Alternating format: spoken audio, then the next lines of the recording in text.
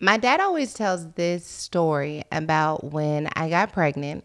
And he says it because people always ask him what he wishes he would have done differently. Now, anyone who's heard my story knows that my parents, they stood beside me. I didn't get kicked out. They didn't embarrass me. They didn't make it a big thing. But in hindsight, there are still some things that he wishes he would have done differently. And one of those things is he says that he wished he would have gotten me therapy. Now, of course, at the time, I didn't know to ask for it. I didn't even know what therapy really was. But now that I am in my adult years, I completely understand why that would have been something that would have been useful for me. When I look back and I think to myself, what would I have said if I found myself on the couch of a therapist talking about that season of my life? A lot of thoughts come to mind. I think I would have said, I'm scared, I'm nervous, I need you, I'm upset, I'm angry. So many words that I did not say that got stuck in my throat instead.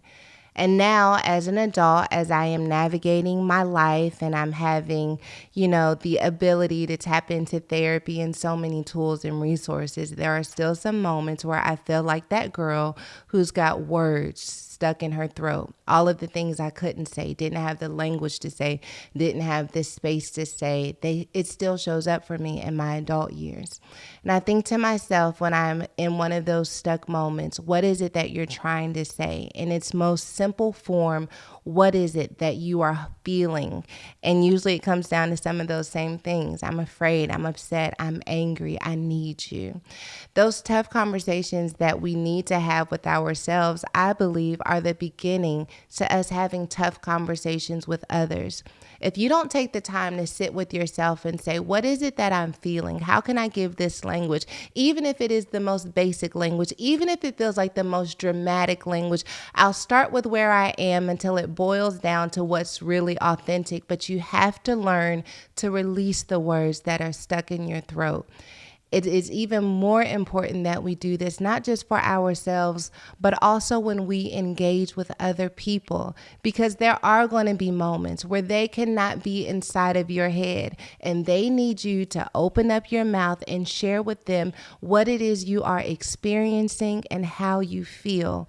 It takes a lot of work to do that, to be open to tough conversations. That's why this week we are going to talk about how we become someone who is hopeful when it comes to having these tough conversations. Hope that we can remain open. Hope that we can say what needs to be said.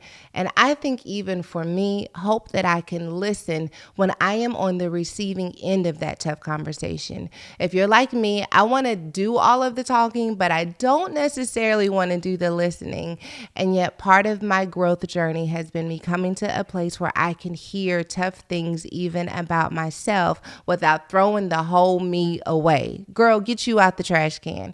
We're going to dust you off. We're going to come to a place where we are open, brave, courageous, and vulnerable. And Nedra Tawwab is going to help us on this journey. If you don't know who she is, let's just say that Christmas came early. I want you to log on to Instagram and follow her immediately, especially for my girlies who are not into therapy just yet. You may not be into therapy, but therapy can get into you by following her page. She's constantly giving us language, tips, and tools on how to show up in our lives and how to make boundaries that help us to remain the journey of wholeness and growth that we are on. She is a 2-time New York Times bestselling author. Her book Drama Free just came out, and if you are anything like me, there is nothing wrong with being a little more drama free in our lives. I can't wait for how this episode is going to help you.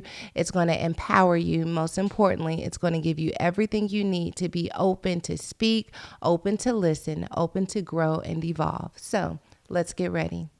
You have been giving us all of the tips and tools for having difficult conversations with family. I am constantly reposting your graphs, your graphics, your memes, telling us how we can show up in spaces where it is often difficult to have conversations, I think especially in relationships. And so today I just wanted to talk a little bit about like initiating tough conversations, especially after you've maybe let things go on for a long long time in your life. A lot of the women who are connected to our movement often feel inspired to make a change. They're ready to really start speaking with more authority and to have boundaries, but they've been a different version of themselves in their friendships and relationships for so long that they don't know how to do it. So can you tell me, like, how do you begin to have the tough conversation of I'm changing and I no longer need from you what I once received? Change is first reflected in your behaviors. So sometimes we think we have to have a conversation when in actuality we have to show up in the world differently. If I decide that I will no longer gossip with my family about other family members, that means that my behavior changes when that starts to happen. I withdraw from the conversation, or maybe I say, oh, I do not want to say anything about this. You start to do something differently. So there sometimes is a need to say to people, hey, I'm changing and these are the things I'm doing differently. And also there are other times when we just need to show up differently and people can catch on that, oh my gosh, this person is not who they used to be. Wow. That's so interesting because I do think that we like to announce our transformations before they happen. It's like, I just want everyone to know I'm totally different. I'm the same right now, but in about 3 months, I'm going to be totally different. And so start treating me that way now. Yeah, that's a big proclamation to make. I like to think of humans as less of what they used to be, right? Like when I think about maybe some petty tendencies I have, maybe it's just petty thoughts now, right? Like I'm not completely cleared, but there are some times where it just stays in my head. It's not necessarily coming out in my behavior. And maybe it still comes out in your behavior from time to time, but less. And so sometimes when we tell people like, I'm no longer doing X, we're leaving little room for our humanness to show up in situations. Wow. And we are human. We will not always, I could be a morning person. That doesn't mean that I wake up every single day at 6:30. It might most mornings, but sometimes I sleep into 9. So how do we leave room for flexibility without having to declare that I am this one way now? Yeah, that's so good. And I think that's going to be liberating for a lot of people because we do want to make these big declarations. And often when we end up finding ourselves back in our old pattern, we feel like we've lost in some way, or maybe we're not progressing in the way that we anticipated. But that idea of just be less so that you can get to more, I think is really liberating. You said something once, I think it was on an Instagram Live, and it was about your daughter. And I think you were doing her hair. And, she was cutting up as my 7-year-old does when it's time to get hair done. And you let her know, like, I think she said she wasn't going to be extra anymore. And you were like, I'm glad, because it's really annoying when you do that. And let me tell you what type of liberty that gave me, because I be trying to gentle parent. And I just want to know, like, can I tell her she's getting on my nerves? You want to talk about tough conversations? It's like, how do we draw the lines with these children and make room for our humanity and irritation and annoyance, while also not trying to wound them? I think a lot about that even when I see your posts. Like, I would definitely want to apply this to my family dynamics, but how can I also make sure that as I'm raising a child that I am not just catering to their emotions exclusively without making space for myself? Well, I like to, in my household, I normalize loving people, and a part of that being that they will annoy you, right? So when my daughter is annoying me, I let her know, because in 10 minutes, she's going to say her little sister is annoying her. So it's one of those things, like, we can be annoyed by people we love. That's not necessarily a bad thing. I don't unlove you because you annoy me. I'm just saying in this moment, I'm a little irritated. And so what I say might be a little saucy. What I say, it might not be what I would say if I wasn't annoyed. But there are some things that other people do, and it could be helpful for them to know that. Like when you notice this shift in my mood and you're doing this particular thing, this is why. Annoyance is a feeling. I'm not calling you a name. I'm not saying you're a terrible person. If you want a hug, I will give it to you. But there are moments when you do things that bother me. And I bother my kids. If I abruptly say, hey, get off your tablet and go take a shower, I just annoyed them. So, I think it's this thing that we do in relationships where we're honest without people having to feel like they have to do something about it. Right? Like, just because you're annoying me, it doesn't mean that you stop screaming. I just want you to know that I'm annoyed. I do. I just want you to know, because you may see me slapping something down on this table a little harder than normal. And that's going to explain what's happening here. I meditate sometimes after I do hair, because I got to find myself again.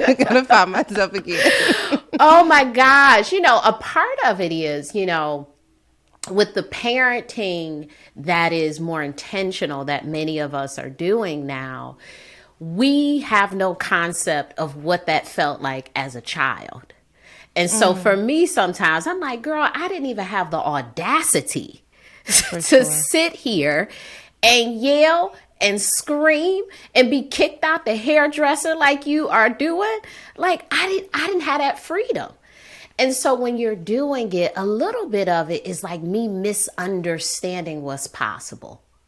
Me envying it maybe, right? Like, oh my gosh, I can't believe you're acting like this. And it's like, really, what a freedom to be able to say, you know what, this is how I feel about something, and I will express it. Because there are times where I get my hair done and guess what? It hurt, and I sit there and I bear it. And you just take it. You just take it. So maybe this kid is a metaphor that we don't have to take. Let me tell you something. I can't tell if you're helping me or hurting me right now, because my 7-year-old, little mama, says what's on her mind. When she needs to express herself, she's like, hold on, you didn't let me finish speaking. And there is a part of me that's like, do you know that, like, I would have not been able to fix my lips to say some of the things you're saying? And maybe there is like a little bit of envy in that, because she does not comply to whatever rule, whether that rule is legitimate or not, that ended up making me need years of therapy in my adulthood. But I think about this a lot, because I want to get it right. I think, any good parent wants to get it right, but I also want to make sure that I'm setting her up to be a successful adult who can be a team player and all of those things. It's such a fine line.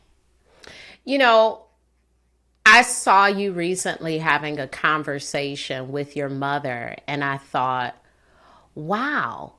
I think it was around Christmas time, maybe you all were in your pajamas and you were talking, having a really open conversation. And I was thinking, for many Black women, they still can't do that because of the fear that was instilled in them, the compliance that was instilled in them, to not be able to open up. And it's interesting because parents will say, you can talk to me about anything.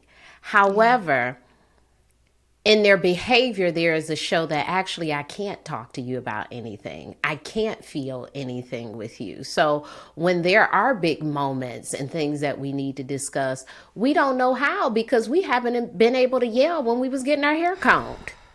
Yeah. Or, just all of this stuff that we're not able to do. So when it gets to a point of, I really have a big emotion, or I have this problem with this boy, or, hey, I need help with deciding this thing in life, we can't even talk to them because we haven't been trained to talk to them in that way. Do you think that means that for those of us who are hoping to parent with intention, I like the way you said that when we have these moments where, like, our generational parenting ancestors rise up and say, snatch that child, and we instead say, no, we're going to let them be free and communicate. Do you think it's better to err on the side of openness than it is to shut them down, with that goal in mind of them being able to advocate for themselves in the future?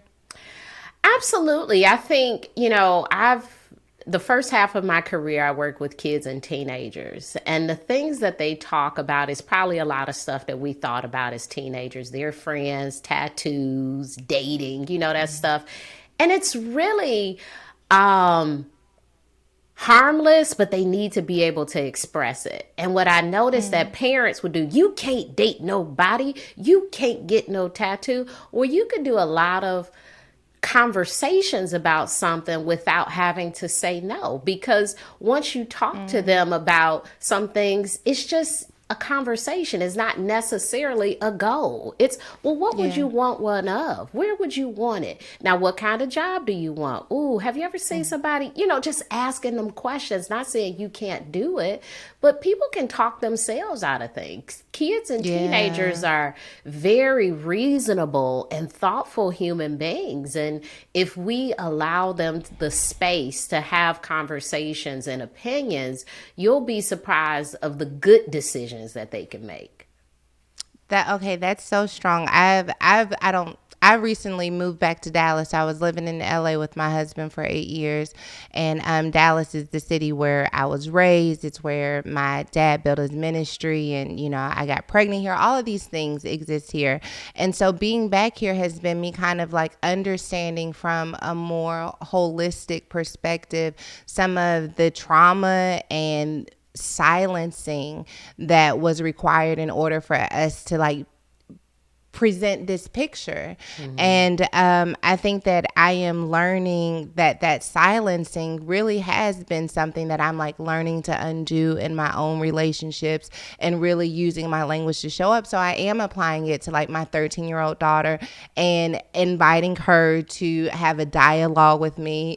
She told me the other day, she's like, Mom, I think I'm gonna wait at least until I'm 16 to do things. And I was like, well, wait a minute, let's talk about that. Like, what happens at 16? But the fact that she was even open to having that conversation with me, sometimes I wonder, like, am I doing this right? Am I doing it wrong? But I do love what you're saying about being able to have that conversation so they are exercising their own mind is something that I really hope to continue to inspire in them. I want to ask you a question, though, because you're talking about annoyance and how that's perfectly human, perfectly normal for us to experience that emotion. What is the line between I am annoyed and I am constantly being angered, constantly being intentionally picked at? Because I think when we take it out of the concept of like mother and child and something that we know is pretty common in raising children, and then move it into adult relationships with siblings or parents, even romantic relationships, and this is beyond annoyed. This feels like an intentional desire to see me act out of character or to make me feel insecure. How do we know when we've moved past annoyance into something that has some abuse or I don't want to use violence because that may be too strong of a word, but like this is bigger than being annoyed. I feel like someone's intentionally inflicting pain on me. I think with emotional abuse, often there are these underlying things that we don't recognize, like the backhanded compliment or not even receiving compliments, not being appreciated sometimes. Especially when someone is able to show appreciation for others who are doing the same thing as you. There is this dismissing of how you feel, a dismissing of what you think that certainly can weigh on your spirit. And in those situations, we started with how do you have hard conversations? I think when a person does something, that's when gold standard is that's when we say something about it. That's when we say, wow, you just dismissed me and I was saying something that was important to me and you cut me off or you told me I should think this way about it. If you can't do it right away, I would say when you find yourself like thinking about how offended you are about what someone did, the way to stop being offended is to talk about it. So it could be 24 hours, 1 week, 2 days, whatever time frame. Work up your courage and just let them know how you feel. I've certainly had situations where I felt like, oh, that felt like a dig. And I might have, just sat with it and maybe talked to two people about it. And they was like, girl, it's a dig. And so, and so, I've called people and say, hey, I saw you yesterday and you said this thing. And to me, it felt like a dig. And I just want you to know that I don't like it when you say that sort of stuff to me. Now, sometimes people get defensive, but what tends to happen is they don't do that exact thing anymore because now they know I see you. How do you think that there's a certain level of fear of rejection that you have to no longer possess in order to have those conversations? Because I can hear people in my head, but then they're going to be acting funny, or then we're not going to be able to go to lunch anymore. So it's better that I say nothing at all. I am a sensitive sleeper. I don't know about you, but if anything happens, I cannot sleep. If you get on my nerves for too long during the day, I'm waking up at night. So the way I love my sleep is just, I have to have peace of mind. And a part of that is, we don't think about the impact of not having those hard conversations, the impact to our self-esteem, the impact on our sleep, the impact on our appetite sometimes, the anxiety we experience when we have future interactions with that person. There's a lot of things that happen when we don't speak up that we kind of gloss over because we don't want to miss lunch. Wow. Yeah. So I understand that, this person is going to behave this certain way. And I get that that's really tough to allow them to have that reaction because some people aren't mature enough to hear anything negative about themselves. They can't believe, a lot of defensiveness is like, I am not a bad person. I am not a bad person. You're not about to tell me that I said something mean to you. And it's like, well, you did, in fact, say something mean to me. That's exactly what I'm saying. And you're still a really good person and you make great pie, but you also say mean stuff sometimes. And you did it yesterday. So, I think we can't not say things because of how they'll respond. What typically happens in relationships is people cool down. And we have to call somebody else to go to lunch with on that particular day. Right. We will have to miss lunch with them because we know how they'll respond, or we'll have to endure the silent treatment for 2 days or whatever it is. But what they're doing in their behavior towards you is really manipulating you to not say anything to them. People are teaching you not to say anything to them with those sort of behaviors. Like, you cannot tell me about how I treat you, because if you do, this is what I'm going to do to you. So guess what? If it works, you will never be able to say anything to them. So you have to decide, do I want to be in a relationship with someone I can't talk to? Or will I, advocate for myself and say, hey, look, I understand you have your process, but I will still say this.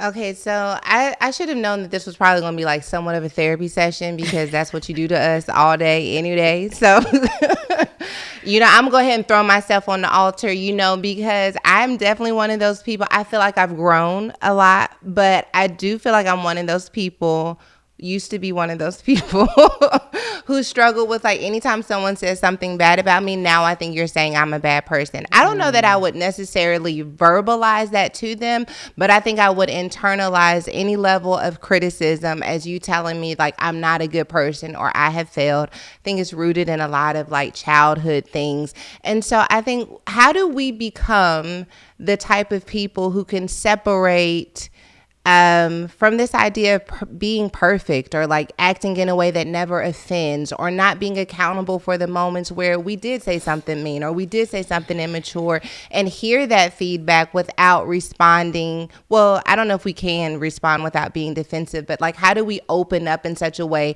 We talk about having tough conversations, like we're the ones communicating with someone else, but how do we receive tough criticism, tough feedback about ourselves without it damaging our self-esteem or making us feel like, well, I just quit altogether? You have to put yourself in more uncomfortable positions. You have to allow yourself to make mistakes. You have to try new things that you're not good at. You have to open yourself up to receive feedback. There are a few times a year where I'll text a few friends and say, girl, what do I need to work on? Like, Oh, my what am husband I does that, and missing? I just can't imagine it. But okay, I'm gonna do better. I do my homework, so I'm gonna do whatever you tell me to do. But that just feels like, keep it to yourself. Yeah, I asked a friend that recently, and she said, I think you leave relationships, but I've seen you stay for too long. I said, "Ooh, Wow. really?" Because I guess she's hearing for years of complaining. She's probably like, "Girl, it's been 8 years. You won't dump that friend yet?" So, I think sometimes, adults, we don't necessarily put ourselves in uncomfortable situations. We feel really great doing the things we're good at. And the opportunity to try something new is like the scariest thing ever. Like to try skiing if you've never been, to try a new recipe. We are creatures of habit because we're good at stuff. And so there is some benefit to learning something new and not being good at it. There is some benefit to playing a game and not being great at that, to having some conversations with people where you are seen as an imperfect figure and not this creature of perfection. Perfection really does not exist. And I think, we hear that all the time. No one's perfect. But many of us don't believe it. And we're still like trying to get there. There is a perfect party. There is a perfect this. And it's like, stuff is pretty good. I see that sometimes on the internet. I create content. I'll have a typo and the perfectionist, they will come after you. Should this comma be there? I'm like, girl, I'm going to let it ride. People liked it. They didn't even care about the comma. It's out there now. It's out there. The world got it. I'll correct it if I put it back up. Like, I'm not trying to, I want people to see a mistake. That you can create stuff and there be a mistake in it. I've read people's, books. I'm at New York Times bestseller and I'll see a mistake in a book. And I'm like, yes. Like, yes, it's not perfect. We have to celebrate imperfections. We have to allow people to have imperfections, because when we allow others to have them, we are opening the grace for ourselves. But we're so easy to be like, girl, it's something right there on you. Or girl, why your shoes, like all this stuff. We want everything to be like perfect. And it's like, let people have their things that are not 100%. You don't have to go in people's houses and fix their painting and, all this stuff. Yeah. And maybe that will give you some freedom to allow yourself to have those same sort of imperfections. That's good. You just preached a word. I just want you to know. You just got me together, and I thank you. And I will send you a rate or something for that session we just had. I wonder, like, what does it feel like to be you? Like, I found you on social media, like I'm sure a lot of people did. And I mean, your work, your passion continues to touch and transform the lives of so many people.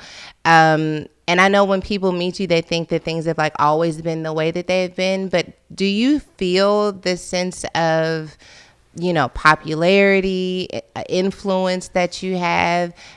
What has this journey been like for you to go from wherever you started? Maybe you can tell us a little bit about your story and how you've ended up becoming like everyone's therapist.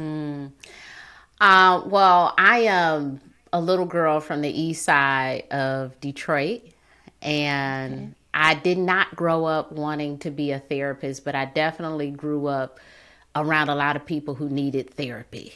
And so I've always enjoyed conversations and really questioning people. Like, I remember being like, but why did they do that? And why did they do that? And why do you do that? And, having all of these, really deep conversations. I would, cut class to sit with my friends and talk, Wow. So I've always really loved deep, meaningful conversation. And once I became a therapist, I really felt like, oh my gosh, like people have so much to say, and they don't really have a lot of folks who listen to them in this way. The things that we talk about often in therapy, they're not always like these traumas. Sometimes it is, this person at my job chews so loud that I want to move my cubicle, but how freeing is it to be able to talk about that with someone? Because who else might want to listen to that? I do for an hour. I'd love to hear about, what you're watching on TV, or, the date you had with this new person, or, just all these things. It's like, wow, we're so interesting. So I really love that about, being a therapist. And I think that we all need to be heard. And so much of my content is really, what I think when I'm sitting with people and listening to them. I'm like, oh, you know what? Here are 5 things you could say to a person who's being passive aggressive. I may not always say that to the client, but I'm thinking about it like, how do we address somebody being passive aggressive with us? Because, we all experience it, and there's so much humanness in listening to people share of just different backgrounds, because sometimes we think, oh, what I feel is so unique. I am the only person who gets annoyed. I am the only person who has this sibling issue. I am the only person who's, misguided about what my purpose is in life. And so having someone to normalize that, to talk you through the difficult moments in life, it is absolutely beautiful. You asked about Instagram, and I talked about being a therapist, but I I think, enjoyed that. That's your heart. yeah, Instagram it's fun most of the time, because I think that therapists up until now, they have been, I don't know. Like, we didn't know a lot about them. We didn't know that therapists have afros and bright lipstick and, Yes. speak in a regular old dialect and have personality and those sorts of things. The therapists that I knew about were, those type of therapists, and not what we're able to see now. And so being able to share therapeutic tools and takeaways with people who may never go to therapy, may never go to therapy, or those who go to therapy some, or those who are really into it, is really rewarding. It deepens the work, because a therapist can only see so many clients, but with Instagram, I'm able to facilitate change in a bigger way. And that feels really impactful. It feels better than driving an electric car. It feels like I'm making a mark. Yeah, I don't know. I'm still untangling that. Yeah. I mean, yeah, I get that. Because I'm like, when did you, or have you realized like how massive this imprint is? I mean, you're a two times New York Times bestseller. And like, does this East Side girl from Detroit recognize like this huge impact that she's going to make on the world and continue to make? I mean, it's one thing to do it once, but like soon as Drama Free hit, I was like, we running that thing on back, because I just continued to see how many people were continuing to connect to the message. And I just wonder, I feel like from viewing your social media, you seem to be obviously very private about your own life and your own story and journey, but I just wonder, like, I wonder if she realizes just how big and impactful this is. Especially to see a Black woman with your afro, your braids, however you got your hair from day to day, and then talking about things that like in our community we aren't usually talking about. And like, how do we have drama-free existence in our families where we're used to sweeping things under the rug or not talking about them at all, or even going no contact with family systems that are dysfunctional but everyone stays in it. Like, you're giving us so much permission and so much liberty just by being you and giving us language, and I just see it everywhere. I love the possibility that we can all live freely. Mm. And we can be free, I think, when we get the opportunity to create our lives. And so many of us are still in bondage because we are burdened by old expectations. We're burdened by childhood experiences, beliefs that don't really fit who we are. And it's really unfortunate. Sometimes I'll have clients where they're really trying to live this belief that they aren't actually living. Like, I should want kids. And it's like, but you like to travel so much, you don't really like kids. You don't. It's like, you can change your mind. And they're like, oh my gosh, no one has ever said that to me. Well, your mother who wants grandchildren may not say that to you. Your father who wants grandchildren, all these other people who are just out here having kids, they may not say that to you. But what I'm hearing is you want something different, and that's okay. Yeah. You have the freedom to do that. And I'm a mother, and I'm saying you have the freedom to choose your life.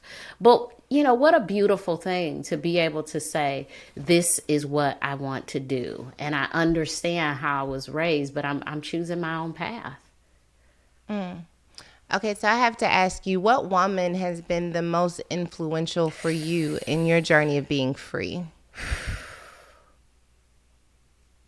I think it's Mother Oprah. I was a kid who watched Oprah after school. And I watched all the Maury and the Ricky Lake and Jenny Jones too. Yeah, I watched all that too.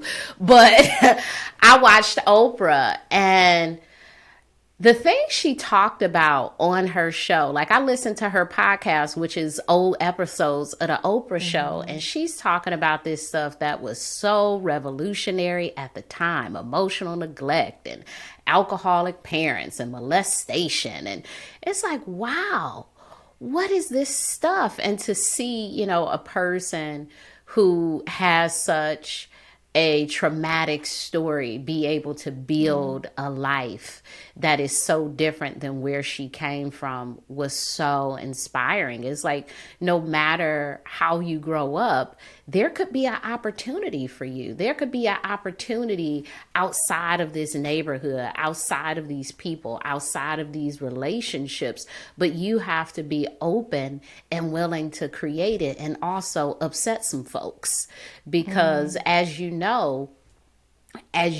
change, there are some people, and it's really a grieving process. There are some people who are not coming with you because they can't. They are not on the same path. And so to be able to see someone sort of do that at a very massive scale, that was amazing. But, outside of Oprah, I learned a lot of what to do by watching what not to do. I am the youngest grandchild, so I have tons of older cousins, and, just watching their life experiences, watching my aunts and uncles and parents. I'm like, okay, duly noted. Like, these are I didn't know how to get away from it, but I also knew this is something I don't want. There has to be a book, a chapter in the encyclopedia, something that will, something that will help me figure this thing out. And I think that it happened, just by curiosity, just by knowing you don't have to settle into a life that doesn't feel good for you. Okay, so my last question before we close the podcast, and this is something I've been asking everyone: who's the most influential woman who's played a role in your journey? But also, like, what do you hope that she knows about the impact that she's had on your life and who you are today as a result of her yes? Oh my gosh. So when was the pandemic? 2020. I'm losing my years when I mention pandemic. 2020. I know. Oprah came to Charlotte, which is where I live now, and she came on stage and said, "Look at all my kids." And I started crying. I'm like, "It's me. I'm the kid." I'm like, "I'm the baby." Because, what a beautiful way to mother without having Wow. any children of your own. Yeah. Like to be able to pour into people in that way. And I think, she mothered us. And for Wow. women who don't want kids, I think about, I was just thinking about this for Mother's Day, which is, coming up soon.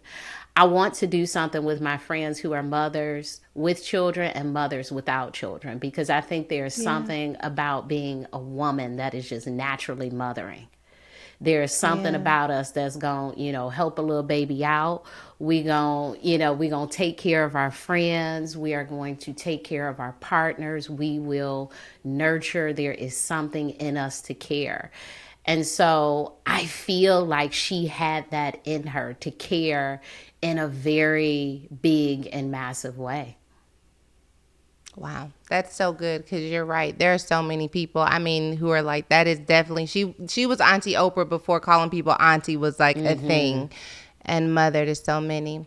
Well, thank you for your time. Thank you for your patience today. You, like I said over and over again, I cannot just explain enough how much your work continues to impact my life. It impacts the way that I show up in my relationships with my children, for myself, with my partners, and even for the people who I get to do this work with. And so I just thank you that you constantly pour, you're constantly putting things out into the earth, and we're constantly covering you and just hoping that all of the good things that you put in the earth are showing up in your life in the most intentional and private and personal ways, because you certainly deserve it for all you've sown. Thank you so much for that.